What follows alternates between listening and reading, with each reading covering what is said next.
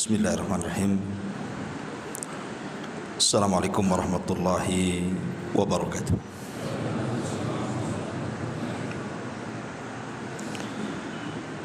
Alhamdulillah wassalatu wassalamu ala Rasulillah wa ala alihi wa sahbihi wa mawalah wa la hawla wa la quwwata illa billahi wa ba'du. Alhamdulillah, segala puja dan puji hanya milik Allah subhanahu wa ta'ala. Salawat dan juga salam terhadiahkan kepada Rasul kita Nabi besar Muhammad sallallahu alaihi wa ala alihi wasallam. Kita lanjutkan kajian Kitab Tauhid, dan minggu lalu kita masih membahas seputar apa itu tauhid.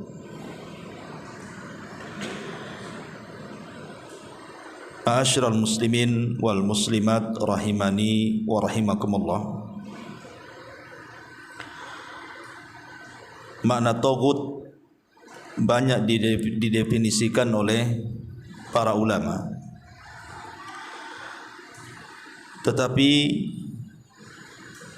makna yang paling bagus sekali adalah yang dikemukakan oleh Al-Imam Ibnul Qayyim rahimahullahu ta'ala, di mana beliau mengatakan wat-taghutu kullu ma tazawaja bihil abdu haddahu min ma'budin aw matbu'in aw muta'in. Beliau mengatakan bahwa tauhid adalah setiap apa saja yang dilakukan seorang hamba ketika dia melampaui batas, baik melampaui batas dengan yang diibadahi ataupun melampaui batas dengan yang diikuti, atau melampaui batas dengan yang ditaati.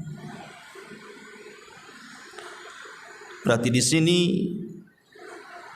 secara global Imam Ibnul Qayyim rahimahullah ta'ala membagi tiga. Ada tauhid yang masuk dalam permasalahan hukum, ada tauhid yang masuk dalam permasalahan ibadah, dan ada tauhid yang masuk dalam permasalahan ketaatan, hukum, ibadah dan ketaatan. Makanya beliau mengatakan setiap yang melampaui batas, baik kepada yang ma'bud, berarti ini bicara soal ibadah, kepada yang diibadahi. Apakah ma'bud yang diibadahi itu berupa benda-benda mati seperti pohon, batu, atau yang semacamnya? Maka orang yang menyembah batu ataupun pohon berarti telah menjadikan batu dan pohon itu sebagai tauhid. Atau yang diibadahi itu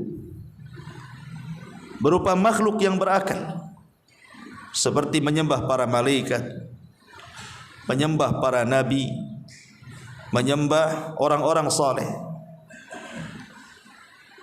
dengan catatan orang yang disembah atau makhluk yang disembah itu dia ridha. Berarti kalau tidak ridha bukan tauhid, harus ridha. Seperti umpamanya Fir'aun yang mengatakan saya Rabb kalian, bahkan memaksa orang untuk beribadah kepada dia. Ataupun Namrud memaksa orang untuk beribadah kepada dia. Ataupun Dzunwas, seorang raja Najran Yaman, memaksakan penduduk Najran untuk menyembah dia. Berarti mereka seperti Fir'aun, Namrud dan Dzunwas ini disebut tauhid. Adapun kalau seandainya mereka tidak redha, seperti Isa bin Maryam disembah oleh orang-orang Nasrani, pertanyaannya apakah Isa redha? Tidak. Berarti Isa bukan tagut karena dia tidak redha. Begitu juga para malaikat tidak redha kalau disembah. Ma'asyiral muslimin yang dimuliakan Allah Azza wa Jalla. Kemudian yang kedua, matbu. Matbu artinya bicara soal ketaatan. Karena yang diikuti itu yang sudah pasti adalah selain daripada Allah adalah Rasulnya. Tidak boleh mengikuti selain Allah dan Rasulnya. Berarti kalau seandainya ada orang yang mengikuti di luar Allah dan Rasulnya, berarti dia telah menjadikan tauhid. Kemudian muta' yang ditaati, ini bicara masalah hukum. Bicara masalah hukum seperti orang yang berhukum kepada selain hukum Allah Subhanahu wa taala dan menganggap hukum selain daripada hukum Allah lebih tinggi dibandingkan hukum Allah. Ini juga tauhid. Atau setara hukum Allah dengan hukum selain Allah. Tetapi kalau dia masih menganggap hukum Allah lebih baik, tapi karena mungkin hawa nafsunya yang mendorongnya atau ada perkara lain, tapi dia yakin hukum Allah lebih tinggi, maka ini tidak tauhid, jatuhnya kepada kefasikan. Ma'asyiral muslimin yang dimuliakan Allah Subhanahu wa taala. Dalam kesempatan yang lain Syekh Muhammad ibn Abdul Wahhab rahimahullahu taala, beliau membagi bahwa ru'usut tawaghid, jadi sumber dari tagut itu atau kepala-kepala tagut itu ada 5. Kepala-kepala tagut itu ada 5. Yang pertama kata beliau iblis atau syaitan. Asyaitanu ad-da'i ila ibadati ghairillah. Iblis ataupun syaitan yang mengajak manusia untuk beribadah kepada selain Allah Subhanahu wa taala. Maka inilah biang daripada semua tauhid iblis. Disebut iblis itu diambil dari kata iblas, artinya putus asa dari rahmat Allah Subhanahu wa taala. Makanya iblis disebut iblis itu karena makhluk yang berputus asa. Ulama berselisih pendapat soal asal muasal iblis itu. Apakah dia dari kalangan malaikat ataukah dia dari kalangan jin? Ada yang menguatkan bahwa iblis itu asalnya malaikat. Dilihat daripada firman Allah Subhanahu wa taala, wa idz qala rabbuka lil malaikati isjudu li adam fasajadu illa iblis. Ketika Rabbmu berfirman kepada para malaikat, sujudlah kalian kepada Adam, maka semua malaikat sujud kecuali iblis. Dalam bahasa Arab, illa itu disebut mustatsna. Dan mustatsna itu harus ada mustatsna dan mustasna minhu. Artinya yang dikecualikan itu bagian daripada kalimat sebelumnya. Pamanya saya katakan kepada antum, kalian semua masuk ke masjid ini kecuali si anu keluar. Berarti si anu yang keluar itu bagian daripada antum, cuma dikeluarkan. Lah iblis itu bagian dari malaikat, cuma dikeluarkan. Kenapa? Karena tidak sujud kepada Adam. Jadi sesuatu yang dikecualikan itu dia kembali kepada kalimat sebelumnya. Begitu dalam bahasa Arab. Dari sini menunjukkan bahwa iblis itu sebenarnya bagian dari malaikat, karena dia kufur makanya dikeluarkan. Illa kecuali iblis. Dalil yang kedua dalam surah Al-Kahfi kalau tidak salah, Allah Subhanahu wa taala mengatakan kana minal jin fa fasaqa an amri rabbih. Iblis itu kana minal jin. Dulunya dia adalah bagian daripada jin. Jin di sini bukan maksudnya makhluk jin, bukan. Jin di sini maksudnya sorga. Makanya bahasa Arabnya sorga itu jannah. Jadi jin itu dari jannah. Maksudnya iblis itu dulunya di sorga. Fa fasaqa an amri rabbih, kemudian dia fasik dari perintah Allah, makanya dia dikeluarkan dari sorga. Dari dua pendalilan ini, sebagian ulama mengatakan bahwa iblis itu bukan jin, tapi dulunya malaikat yang bernama Azazil. Begitu kata orang-orang Israiliyat. Cerita-cerita Israiliyat itu dulunya namanya Azazil. Tapi pendapat yang kedua mengatakan tidak, iblis itu dari jin. Dalilnya Nabi SAW bersabda, khuliqatil malaikatu min nur wa khuliqatil jan mimma rijim min nar wa khuliqa Adam mimma wusifa lakum. Malaikat diciptakan dari cahaya, jin diciptakan dari nyala api, kemudian Adam diciptakan dari tanah sehingga tersifatkan seperti kalian. Di sini Nabi SAW mengatakan bahwa jin itu tercipta dari apa? Dari api. Perhatikan dialog iblis ketika dia disuruh sujud kepada Adam dan tidak mau. Apa kata iblis? Ana khairun minhu, khalaqtani min nar wa khalaqtahu min tin. Iblis tidak mengatakan apa? Tidak mengatakan khalaqtani min nur, tetapi khalaqtani min nar. Kalau nur itu cahaya, kalau nar itu api. Engkau ciptakan aku ya Rabb dari api, bukan dari cahaya. Itu perkataan iblis sendiri. Kalau iblis mengatakan engkau ciptakan aku dari cahaya, betul, berarti iblis itu bagian dari malaikat, karena malaikat tercipta dari cahaya. Tapi ketika dia mengatakan engkau ciptakan aku dari api, menunjukkan iblis itu bagian dari jin, karena jinlah yang tercipta dari api, baru Adam tercipta dari tanah. Berarti kalimat fa fasaqa kana minal jin, jin di sini bukan sorga, tapi ya jin, makhluk namanya jin. Fa fasaqa bi amri rabbih, dia fasik dengan perkara atau perintah Allah Subhanahu wa taala. Dan ini pendapat yang kuat wallahu a'lam, bahwa iblis itu berasal dari kalangan jin. Ma'asyiral muslimin yang dimuliakan Allah Azza wa Jalla, ketika iblis tidak mau sujud kepada Adam alaihi salam, kemudian diusir dari sorga, akhirnya Allah Subhanahu wa taala mengutuk dia. Sebab kutukan Allah Azza wa Jalla itulah iblis putus asa. Ketika dia putus asa, maka dia bersumpah di hadapan Allah Subhanahu wa taala, fa bi izzatika la ughwiyannahum ajmain. Demi kemuliaanmu ya Rabb, aku akan sesatkan semua Bani Adam. Sejak itulah iblis pelopor setiap kesesatan. Makanya tauhid itu biang keroknya iblis itu yang pertama.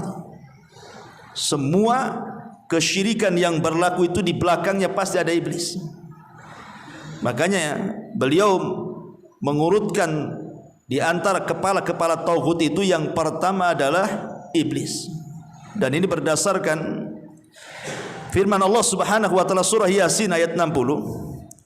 Alam a'had ilaikum ya bani Adam alla ta'budu syaitan innahu lakum aduwwum mubin. Bukankah aku telah memerintahkan kepadamu wahai anak Adam, supaya kamu tidak menyembah syaitan ataupun iblis, karena sesungguhnya syaitan itu adalah musuhmu yang nyata. Ini yang pertama. Kemudian yang kedua, di antara kepala-kepala tauhid adalah alladzi ya'budu atau alladzi yu'badu min dunillah wa huwa radin bil ibadati. Alladzi yu'bad, sesuatu yang disembah selain daripada Allah Subhanahu wa taala dan dia redha untuk diibadahi. Maka barang siapa yang disembah selain daripada Allah dan dia redha, berarti dia adalah menjadikan dirinya sebagai tagut. Seperti yang saya contohkan tadi, seperti Fir'aun, kemudian Namrud, kemudian Dzunwas, ya. Dan banyak lagi orang-orang yang mengaku Tuhan kemudian menyuruh manusia untuk menyembahnya, dan dia redha. Kalau tidak redha berarti bukan tagut. Seperti Isa ini tidak redha, bukan tagut. Kemudian yang ketiga, barang siapa yang menyuruh manusia untuk menyembah dirinya. Kemudian juga yang ketiga, barang siapa yang menyuruh manusia untuk menyembah dirinya. Dan yang keempat, barang siapa yang mengaku mengetahui perkara gaib. Inilah yang ditafsirkan oleh Jabir bin Abdullah radhiyallahu an ketika beliau ditanya soal tagut. Beliau mengatakan, at-tawaghit hum kuhanun tanzilu alaihimus syayatin. Jabir bin Abdullah mentafsirkan tagut itu sebagai dukun yang setan turun kepada mereka. Jadi orang yang mengaku mengetahui perkara yang gaib, para dukun-dukun, paranormal dan yang semacamnya, maka mereka dikategorikan tagut. Mereka adalah para tagut. Karena tidak ada yang tahu yang gaib kecuali Allah. Makanya Allah Subhanahu wa taala mengatakan, wa indahu mafatihul ghaibi la ya'lamuha illallah. Dan di sisi Allah lah kunci-kunci kegaiban, tidak ada yang tahu kecuali Allah Subhanahu wa taala. Bahkan disebutkan oleh Nabi sallallahu alaihi wasallam, miftahul ghaibi khamsun. Kunci-kunci kegaiban itu 5. La ya'lamuha illallah. Tidak ada yang tahu kecuali Allah Subhanahu wa taala. Jadi kunci kegaiban itu ada 5, tidak ada yang tahu kecuali Allah. Apa saja itu? Pertama, ya, la ya'lamu ahadun ma yakunu fi ghadin. Tidak ada seorang pun yang tahu apa yang akan terjadi besok. Jadi kalau ada orang yang meramal bahwa di masa depan akan terjadi ini dan itu, akan terjadi kiamat, akan terjadi gempa, tsunami dan yang semacamnya, tanpa ada penelitian secara ilmiah. Lain kalau ada penelitian secara ilmiah seperti perakiraan cuaca atau istilah kita badan BMKG gitu kan, itu pun kadang-kadang meleset kan gitu. Tidak mesti pasti itu. Contoh umpamanya sering terjadi ketika terjadi gempa, tiba-tiba diumumkan ada tsunami, ternyata tak tsunami.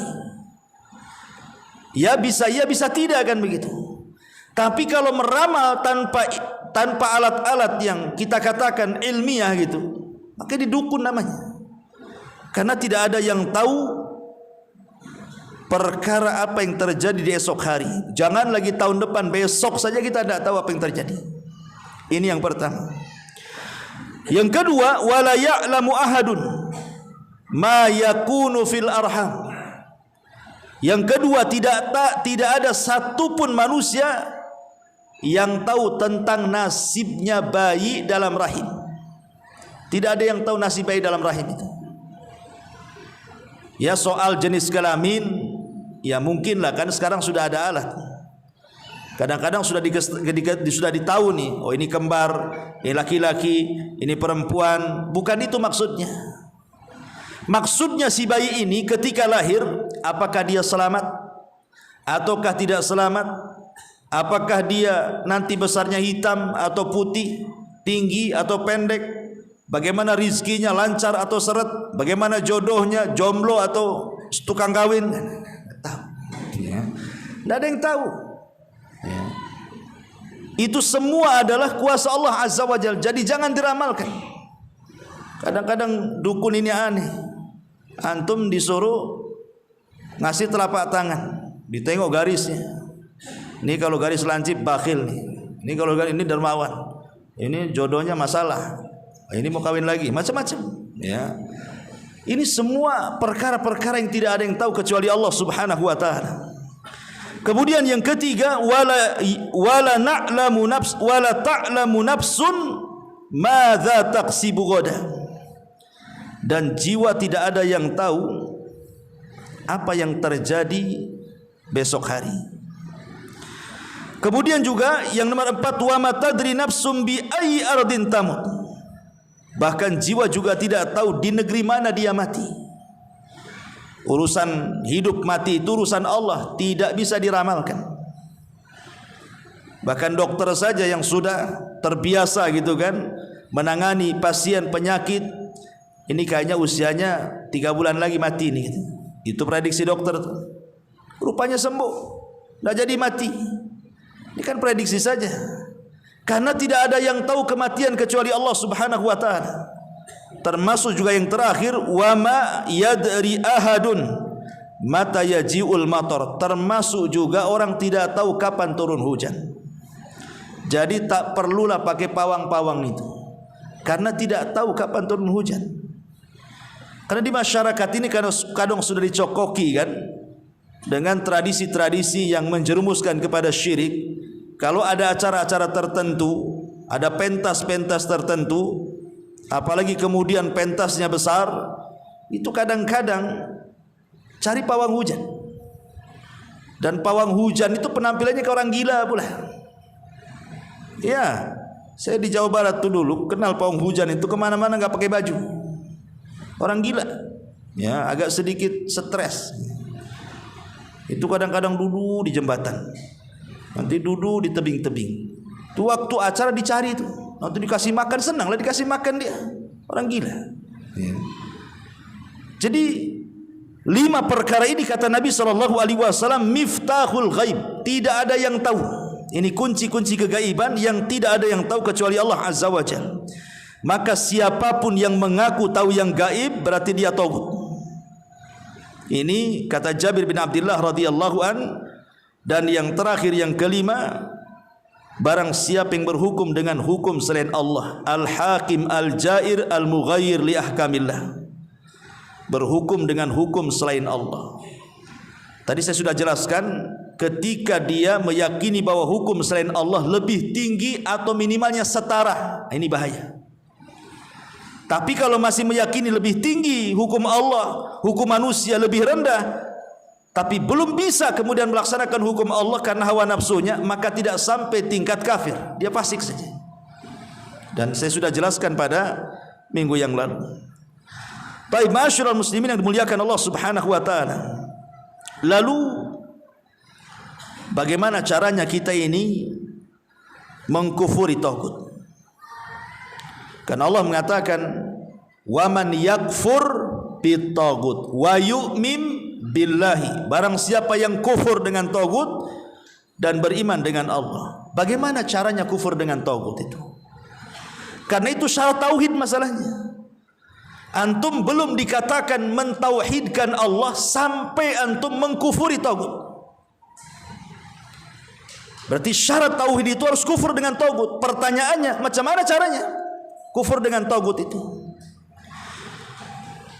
Ma'asyiral muslimin yang dimuliakan Allah Subhanahu wa taala, ulama membagi menjadi 5 sampai 6 perkara cara orang kufur dengan taghut.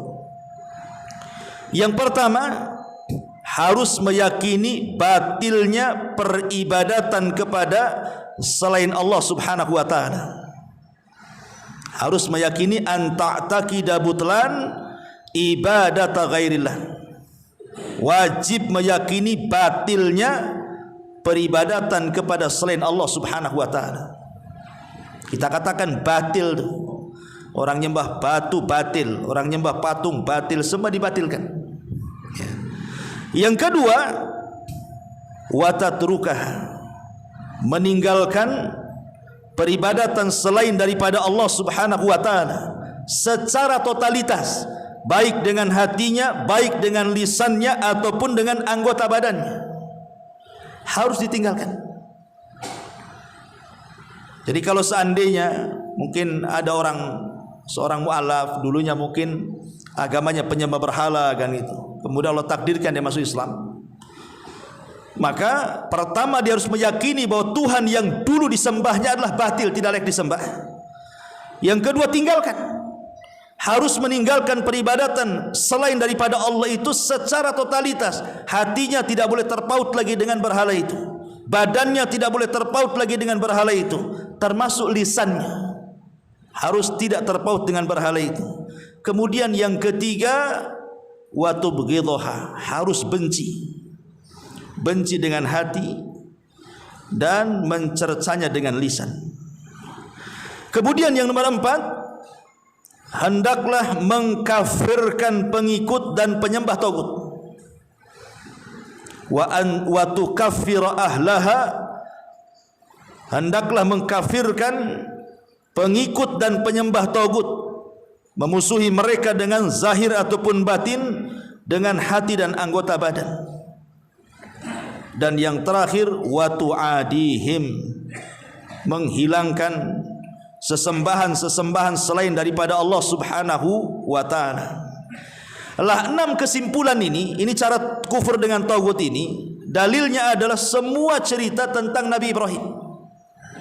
Semua cerita tentang Nabi Ibrahim. Kita tahu bahwa Nabi Ibrahim itu difirmankan Allah Subhanahu wa ta'ala, qad kanat lakum uswatun hasanatun fi Ibrahim walladzina ma'ah. Telah ada pada diri kalian teladan terbaik pada Ibrahim alaihi salam dan orang-orang yang bersamanya. Lihat, kalau kita melihat kisah Ibrahim ya, nanti kita cocokkan dengan poin-poin kufur dengan tagut tadi. Pertama, Ibrahim meyakini batilnya peribadatan kepada selain Allah. Perhatikan firman Allah dalam surah Asy-Syu'ara ayat 69 sampai 73. Allah mengatakan, watlu alaihim naba Ibrahim idh qala li abihi wa qaumihi ma ta'budun qalu na'budu asnaman fanadhallu laha akifin qala hal yasma'unakum idh tad'un aw yanfa'unakum aw yadurrun. Bacakanlah kepada mereka kisah Ibrahim ketika ia berkata kepada bapa dan kaumnya, apakah yang kalian sembah? Nyembah apa kalian ini? Maka mereka berkata, kami menyembah patung dan kami akan terus mengibadahinya dan tidak akan berhenti. Maka Ibrahim berkata, apakah patung-patung tersebut mendengar ketika kalian berdoa? Apakah patung-patung ini memberikan manfaat dan bisa menimpakan madarat? Pengingkaran Ibrahim ini kan Ibrahim mengingkari itu berhala-berhala itu, karena menganggap berhala-berhala itu di mata Ibrahim itu kebatilan. Makanya Ibrahim membantah mereka, kalian ngapain sembah Tuhan yang tidak jelas? Makanya Ibrahim mengatakan, apakah Tuhan yang kalian sembah itu bisa mengabulkan permintaan kalian? Minimalnya mendatangkan manfaat ataupun mencegah madarat? Kan tidak. Ngapain kalian sembah, gitu maksudnya. Ibrahim menganggap batil sesembahan bapak dan kaumnya. Ironisnya, yang membuat patung itu siapa? Bapaknya. Bapaknya itu pembuat patung, penjual patung, penyembah patung, pengambil hasil dari jualan patung. Terkadang Ibrahim kecil ini dititipi patung oleh bapaknya, jual ke pasar sana, wahai Ibrahim. Maka Ibrahim akan jual patung dan akan berteriak-teriak di hadapan orang, siapa yang mau beli Tuhan yang tidak mendatangkan manfaat dan tidak mencegah madarat? Siapa yang mau beli, katanya. Kira-kira laku nggak tuh kalau jual kayak gitu tuh? Ya. Siapa yang mau beli patung tidak mendatangkan manfaat dan tidak mendatangkan madarat, katanya? Ya nggak laku lah. Karena Ibrahim udah nggak yakin itu batil itu. Itu fitrah sejak kecil tuh sudah ditanamkan seperti itu oleh Allah Azza wa Jalla. Ini yang pertama. Yang kedua, Nabi Ibrahim meyakini batilnya sesembahan mereka, bahwa sesembahan mereka tidak memberikan manfaat ataupun menimpakan madarat. Beliau meninggalkan serta menjauhi sesembahan mereka, kemudian hijrah. Ditinggalkan betul-betul orang-orang Irak itu. Kemana hijrahnya? Ke Palestina.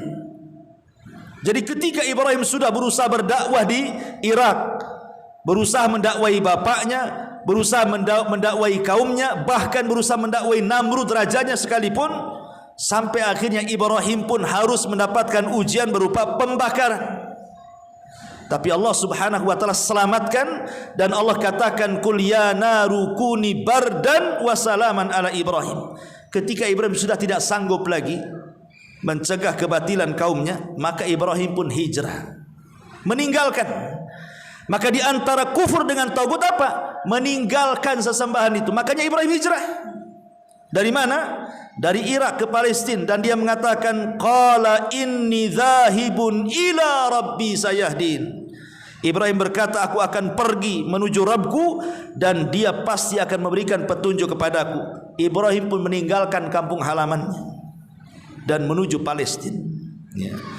Kemudian ketika dia hendak pergi, dia katakan kepada kaumnya, innani bara'um mimma ta'budun illa alladhi fatarani fa innahu sayahdin. Aku berlepas diri dari kalian semuanya.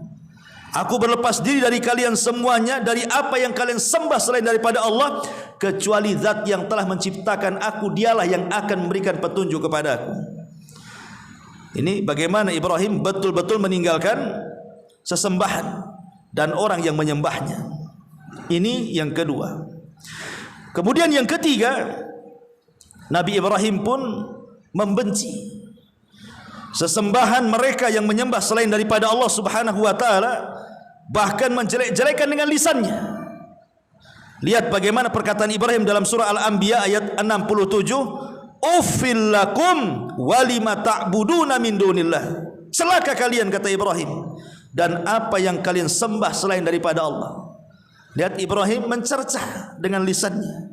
Celaka kalian, dan celaka apa yang kalian sembah dari selain Allah Subhanahu wa taala.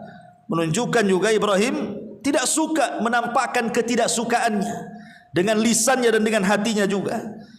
Kemudian yang nomor 4, Ibrahim mengingkari mereka dan menghabarkan bahwa mereka adalah orang kafir. Ibrahim kafirkan, ya, dan mengumumkan dan berlepas diri lagi. Lihat surah Al-Mumtahanah ayat 4, Allah mengatakan kafarna bikum, kata Ibrahim, wabada bainana wa bainakumul adawata wal baghdha abadan hatta tu'minu billahi wahda. Kami ingkar terhadap kalian, kami kufurkan kalian ini. Karena aku tidak mengingkari aku tidak mengimani semua sesembahan kalian. Kafarna bikum, aku ingkari semuanya, katanya.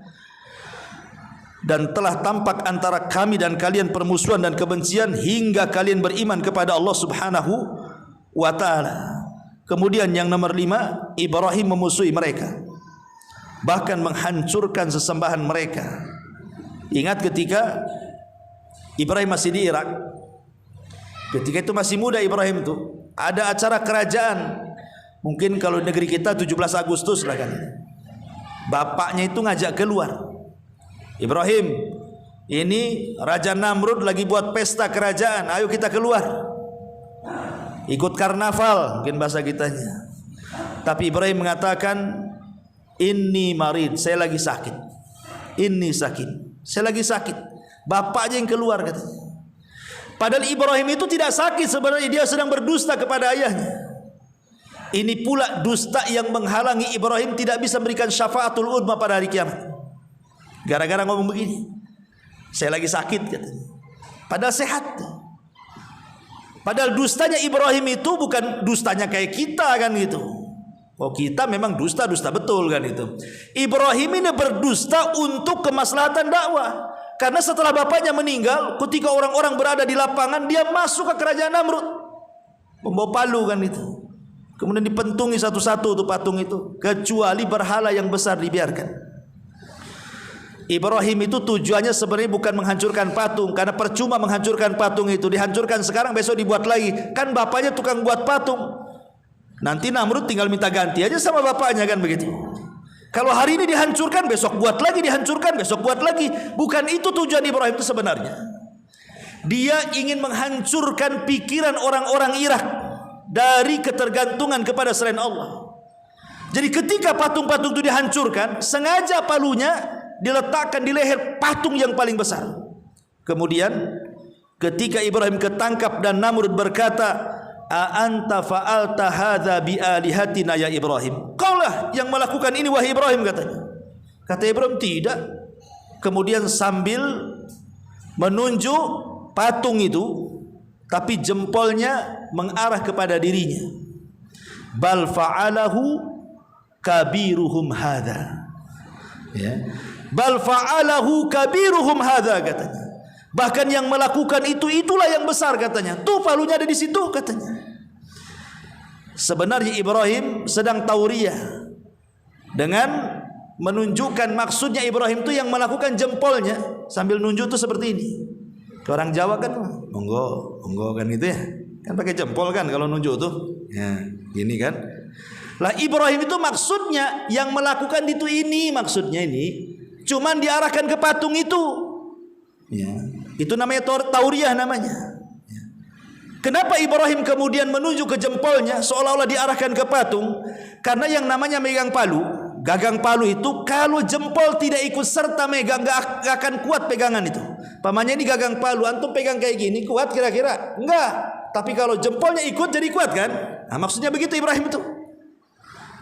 Tapi orang-orang tidak tahu, seolah-olah Ibrahim menunjuk patung.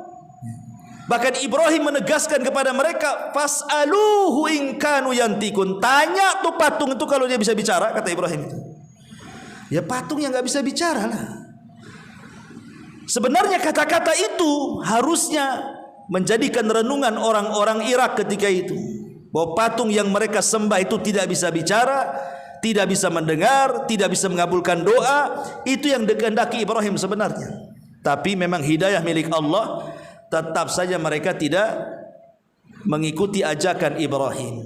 Tapi syahidnya di sini bagaimana Ibrahim betul-betul memusuhi mereka, bahkan menghancurkan sesembahan mereka. Itulah bentuk kufur dengan tagut artinya. Kufur dengan tagut itu dengan cara 6 perkara. Saya ulang, meyakini batilnya peribadatan kepada selain Allah, meninggalkannya peribadatan kepada selain Allah dengan lisan, dengan anggota badan ataupun dengan hati, kemudian membencinya dengan hati dan mencercanya dengan lisan. Kemudian cercaan dengan lisan yaitu dengan cara menunjukkan dan menerangkan bahwa sesembahan selain daripada Allah itu jelas-jelas batil dan tidak bisa memberikan manfaat. Kemudian yang nomor 5, mengkafirkan pengikut dan penyembah tagut, memusuhi mereka dengan zahir dan batin. Dan yang nomor 6, menghilangkan sesembahan-sesembahan selain daripada Allah Subhanahu wa taala sesuai dengan kemampuan. Inilah 6 perkara disebutkan para ulama cara kufur dengan tagut. Ma'asyiral muslimin yang dimuliakan Allah Subhanahu wa taala. Ini di antara penjelasan yang kemarin kita jelaskan firman Allah Subhanahu wa taala, "Walaqad ba'atsna fi kulli ummatir rasulan an ibudullaha wajtanibut tagut." Dan sungguh kami telah mengutus pada tiap-tiap umat ini seorang rasul, di mana tugas mereka menyerukan kepada umatnya, sembahlah Allah dan jauhi sesembahan selain daripada Allah Azza wa Jalla. Taib. Kemudian dalil berikutnya, mu'alif rahimahullahu ta'ala membawakan firman Allah Subhanahu wa ta'ala surah Al-Isra. Surah Al-Isra. Allah Subhanahu wa ta'ala berfirman dalam surah Al-Isra ini, wa qadha rabbuka alla ta'budu illa iyyah wa bil walidaini ihsana imma yablughannaka indakal kibaru ahaduhuma aw kilahuma fala taqul lahumā uffi wa la tanharhuma wa qul lahumā qawlan karīma wahfid lahumā janāha dhulli minar rahmah wa qur rabbirhamhuma kama rabbayani shaghīra. Di sini Allah mengatakan wa qadha rabbuka, dan Rabbmu telah memerintahkan alla ta'budu illa iyyah, agar jangan sampai kalian menyembah kecuali hanya kepada Allah. Itulah makna la ilaha illallah. Wa qadha rabbuk alla ta'budu illallah. Karena kalimat tauhid itu terdiri daripada nafyun wa isbatun. Harus ada yang ditiadakan, harus ada yang ditetapkan. Begitulah kemudian Allah Subhanahu wa taala ingin menjelaskan dalam ayat ini, inilah makna tauhid. Wa qadha rabbuka alla ta'budu illa iyyah. Dan Rabb telah memerintahkan kepada kalian agar jangan kalian sembah kecuali hanya kepada Allah Subhanahu wa taala. Waktu firin muliakan Allah Subhanahu wa taala. Kalimat la ilaha illallah. Kalimat la ilaha illallah. Ini adalah kalimat yang luar biasa yang Allah Subhanahu wa taala perumpamakan di dalam Al-Qur'an itu seperti syajaratin thayyibatin asluha fis sama syajaratin thayyibatin, pohon yang sangat baik yang akarnya itu menancap ke bumi, kemudian far'uha fis sama, batangnya naik ke langit, kemudian buahnya senantiasa berbuah setiap musim.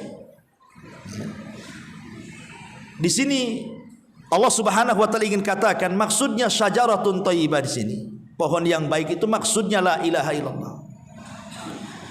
Kemudian Allah permisalkan pohon ini akarnya menancap ke bumi, artinya kokoh sekali pohonnya. Kemudian selain daripada kokoh, pohon ini menjulang ke langit. Kemudian batang-batangnya terdapat buah-buahan yang akan muncul setiap musim. Ulama ingin mengatakan seperti ini, ya, bahwa orang yang bertauhid kepada Allah Azza wa Jal pasti dia akan kokoh hidupnya seperti pohon yang menancap akarnya.